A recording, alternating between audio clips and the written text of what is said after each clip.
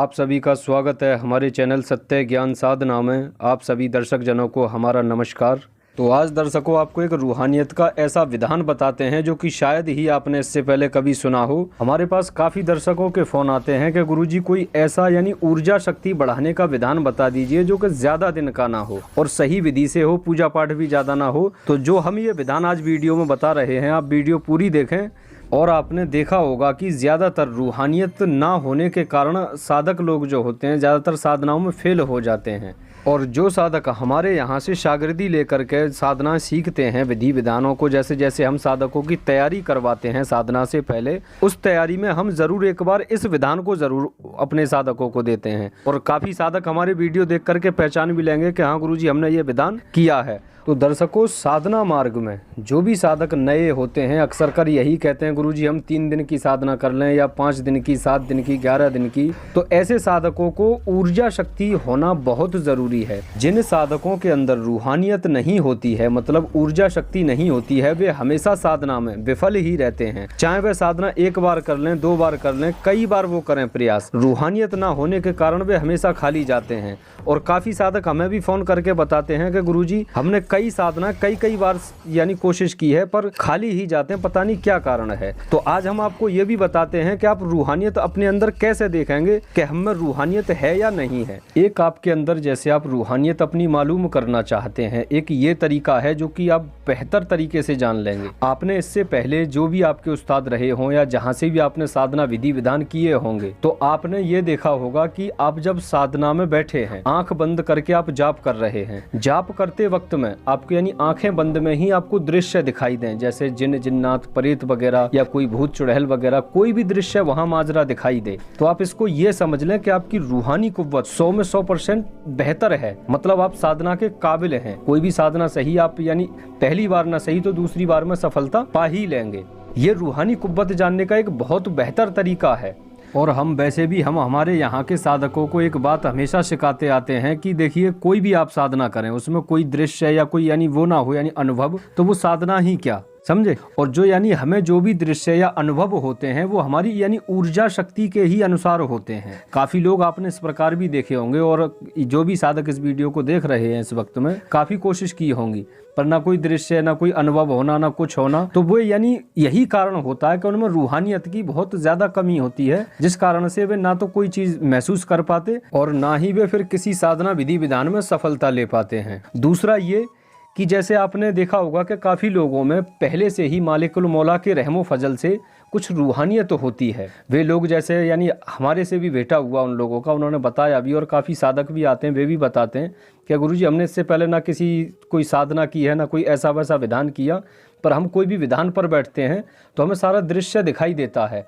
तो ये उस मालिकुल मौला का रहमो फजल होता है। बाजे बाजे इंसानों पे 100 में से यानी यूँ मान लें कि यानी 5-10% होते हैं वे पर किसी साधना विधान या किसी विधान साधना में सफलता इसलिए नहीं ले पाते हैं कि मतलब गुरु मार्गदर्शन नहीं होता कि किस तरीके से क्या किया जाए, कौन सी विधि किस तरीके से कैसे क्या हो। और जिन पर गुरु मार्गदर्शन मिल जाता है फिर तो फिर कहना ही क्या। और भी आपने ऐसा भी देखा होगा कि मतलब काफ़ी दर्शकों के साथ में होता है और काफ़ी लोगों ने बताया भी है कि गुरुजी जब हम कभी किसी देव मंदिर जाते हैं या कहीं पे जैसे मस्जिद, दरगाह, मज़ार जाएं या फिर कहीं मतलब किसी के धाम में जाएं, तो मतलब यानी फुरफुरी आती हैं या फिर मतलब यानी आंखों से यानी जैसे यानी आंसू आना, तो ये भी मतलब रूहानियत के ही लक्षण हैं। क्या होता है कि जब आपके आसपास से कोई रूहानियत या कोई शक्ति जैसे जाती है ना, कोई नेगेटिव शक्ति हो या अच्छी शक्ति हो, तो वो जब जाती है या आती है तो आप में इतनी रूहानियत होती है कि आप उस चीज़ को महसूस कर लेते हो।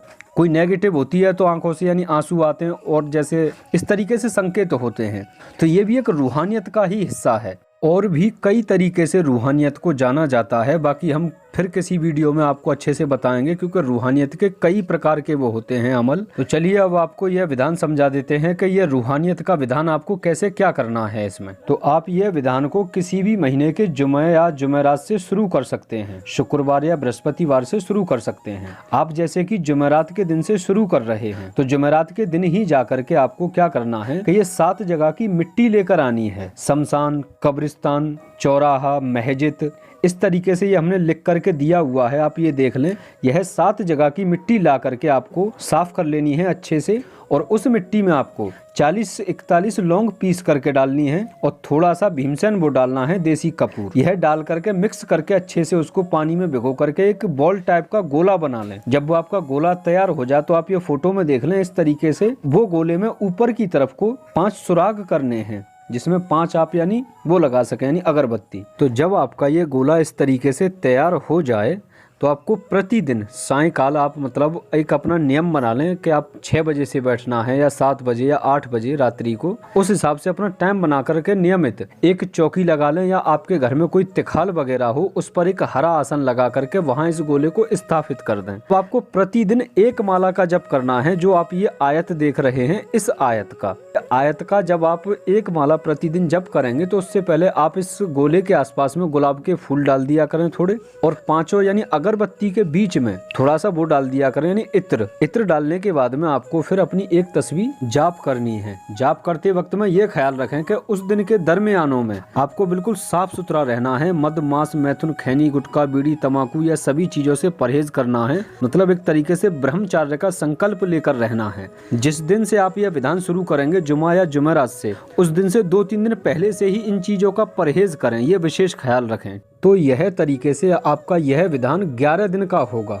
जिन साधकों में अगर पहले से जैसे जैसे हमने पीछे वीडियो में बताया है, अगर इतनी तक ऊर्जा है तो वे कम से कम यानी 8 दिन कर लें, जुमेरात से जुमेरात तक। वरना नए साधक हैं तो वे 11 दिन करें। 11 दिन होने के बाद में फिर आप नियमित बाकी के दिनों में, मतलब 11 दिन संपन्न होने के बाद में आप 41 मरतबा रोजाना इसी आयत को जपते रहा करें, जिससे कि आपकी रूहानी कुव्वत में और ज्यादा इजाफा हो। इस तरीके से आपको यह विधान करना है। हमारे काफी दर्शक जन ये सोचेंगे कि गुरुजी शमशान, कब्रिस्तान और ऐसी जगह की मिट्टी है तो हमें कोई तकलीफ तो नहीं होगी। कोई तकलीफ नहीं होगी, निश्चिंत होकर के करें। हाँ, विशेष ये ध्यान रखें कि बिना गुरु दीक्षित साधक इस प्रकार के विधान नहीं कर सकते। बिना गुरु दीक्षित तो देखिए, देखा जाए तो वो कुछ भी नहीं कर सकते। एक नॉर्मल भी कोई मूल मंत्र भी क्यों ना हो, उसे भी सिद्ध नहीं कर सकते, क्योंकि बिन गुरु कृपा के देखिए कोई कार्य संपन्न और सिद्ध नहीं होते हैं। तो हमारा समझाने बताने में बाकी तो अच्छे से समझा दिया है।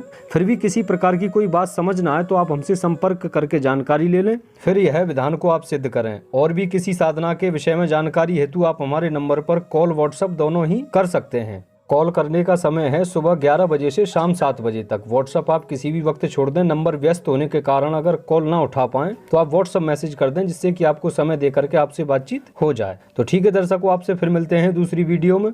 नमस्कार।